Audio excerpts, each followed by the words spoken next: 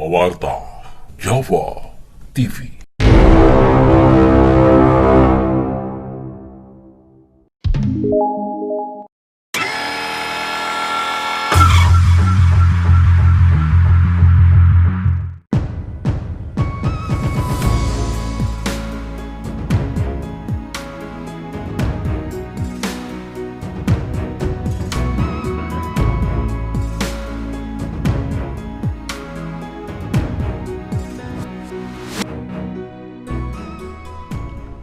Para pemirsa Pawarta Java TV, diketahui bahwa Gunung Merapi yang dikenal sebagai pushring tanah Jawa tersebut tengah dalam status siaga level 3. Warta tersebut dikabarkan oleh beberapa media online pada hari Selasa 10 November 2020. Berbicara tentang letusan Gunung Merapi yang dalam sejarahnya dicatat dalam beberapa naskah sejarah dan babat, selalu dikaitkan dengan mitos, terutama mitos yang berkaitan dengan Ratu Adil, Satrio Piningit, Sabdo Palon, dan Noyo Genggong. Babat Diponegoro, Guban Pangeran Diponegoro mencatat tentang meletusnya Gunung Merapi menjelang surutnya Kesultanan Pajang dan timbulnya Kerajaan Mataram Islam. Peristiwa meletusnya Gunung Merapi yang disertai gempa bumi yang terjadi menjelang Perang Diponegoro tersebut pula dikabarkan dalam Babat Diponegoro. Dalam kesempatan yang baik ini, Pawarta Java TV akan mengisahkan tentang peristiwa meletusnya Gunung Merapi yang disertai dengan gempa bumi menjelang Perang Diponegoro. Suatu peristiwa yang dibumbui dengan pertemuan Pangeran Diponegoro dengan Ratu Adil. Berikut kisah selengkapnya.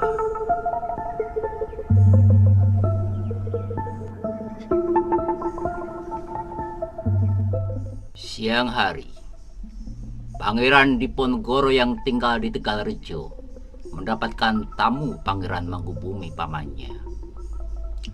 Dalam pertemuan itu, mereka membahas mengenai wali raja.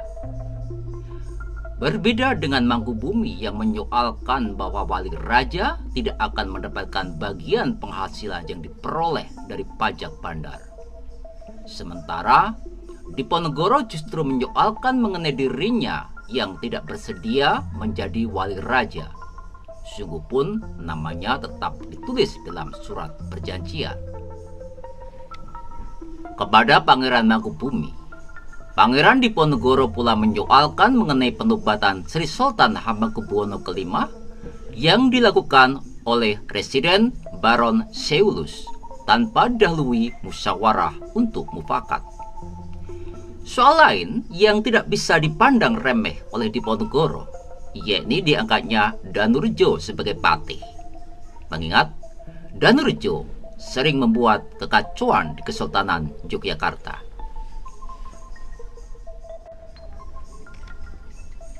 Selepas Pangeran Mangkubumi dari Selorejo, Pangeran Diponegoro pergi ke dalam Suryo Brangtan kepada Pangeran Suryo Brongto, adiknya.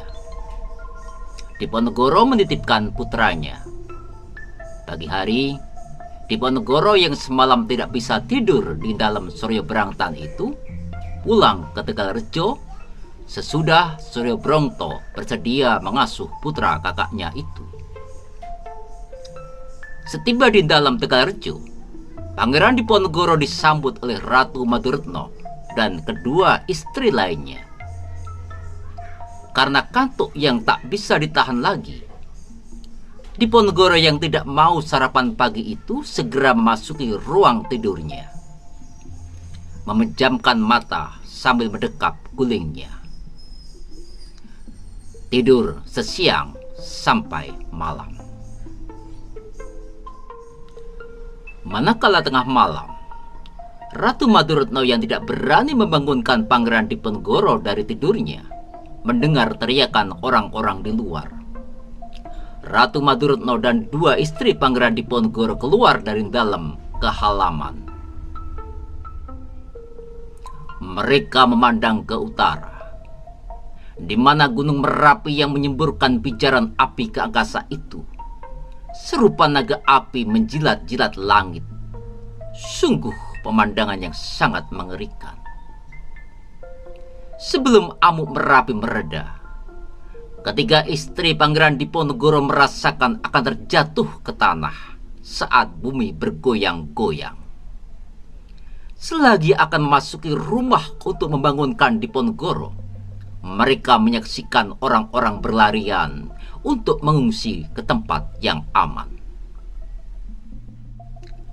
Karena gempa masih bergoncang-goncang dan langit menampakkan pemandangan jahanam, ketiga istri Pangeran Diponegoro yang khawatir akan keselamatan suami mereka yang masih tertidur pulas di ranjang hanya bisa berteriak-teriak dengan lantang dari halaman, membangunkan Pangeran Diponegoro. Mendengar teriakan ketiga istrinya, Pangeran Diponegoro terbangun dari tidurnya, menyadari ranjangnya masih bergoyang-goyang. Diponegoro beranjak dari ranjang, keluar ke halaman dengan langkah terhuyung-huyung, di mana ketiga istrinya masih berdiri dengan kaki serasa terpaku pada bumi yang masih bergoyang. Pangeran Diponegoro menenangkan ketiga istrinya. Sesudah surutnya letusan Gunung Merapi dan gempa bumi, Pangeran Diponegoro memerintahkan pada ketiga istrinya untuk memasuki dalam. Ketiga istri Pangeran Diponegoro masuk ke dalam. Sebelum ketiga istrinya merebahkan tubuhnya di ranjang untuk tidur, Diponegoro berpamitan kepada mereka untuk pergi ke Selorejo. Setiba di tujuan, Diponegoro merasa tidak suka lagi tinggal di dunia. Karenanya, Diponegoro yang ingin mengasingkan diri dari dunia ramai itu pergi ke Gua Secang.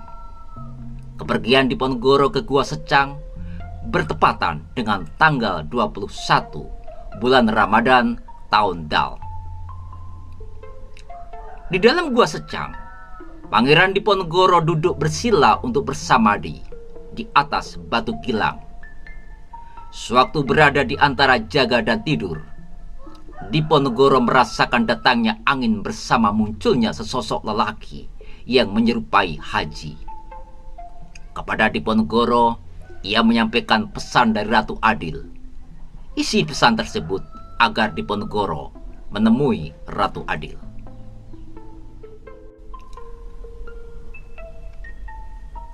Tanpa berpikir panjang, Pangeran Diponegoro yang bersedia memenuhi undangan Ratu Adil itu meninggalkan Gua Secang. Dengan berjalan ke arah tenggara, Diponegoro mengikuti langkah kaki lelaki yang berpakaian seperti Haji itu. Sesampai di kaki gunung, sesosok lelaki itu musnah dari pandangan mata. Tak lama kemudian, Diponegoro menangkap cahaya yang sangat menyilaukan matanya dari puncak gunung. Seusai cahaya itu lenyap, Diponegoro melihat seorang lelaki yang menghadap ke arah kiblat, mengenakan sorban hijau, jubah putih, celana hitam, dan memegang tasbih warna merah. Kepada Pangeran Diponegoro, Ratu Adil berkata, "Hai, Ngabil Kamit. Aku mengundangmu hanya ingin menyampaikan bahwa kau telah menolak pasukanku. Bila di Jawa nanti ada orang yang memusuhimu, pusakamu tak lain adalah Al-Quran." Pangeran Diponegoro menjawab santun, "Hamba sudah tidak sanggup berperang dan tidak mau melihat kematian. Hamba telah banyak melakukan dosa kepada sesama. Hamba tidak ingin menambah dosa." "Jangan begitu. potong Ratu Adil. Sudah menjadi kehendak Tuhan. Selain kau tidak ada yang menjadi penggubah kisah di tanah Jawa ini." Pangeran Diponegoro menyerupai patung hidup sesudah Ratu Adil lenyap dari pandangannya. Di antara jelas dan samar, Diponegoro menyaksikan samudera yang seperti terbakar itu menggedeburkan gelombang ke pantai, menggemuruh seperti amuk Merapi. Sesudah peristiwa itu, maka meletuslah perang Diponegoro yang lebih dahsyat ketimbang letusan Merapi. Mengguncangkan tanah Jawa lebih dahsyat ketimbang guncangan akibat dari gempa bumi. Demikianlah kisah Gunung Merapi, gempa bumi, dan Ratu Adil dalam Babat Diponegoro. Terima kasih atas perhatian dari para pecinta pewarta Jawa TV. Sampai ketemu lagi pada bahasan yang lain.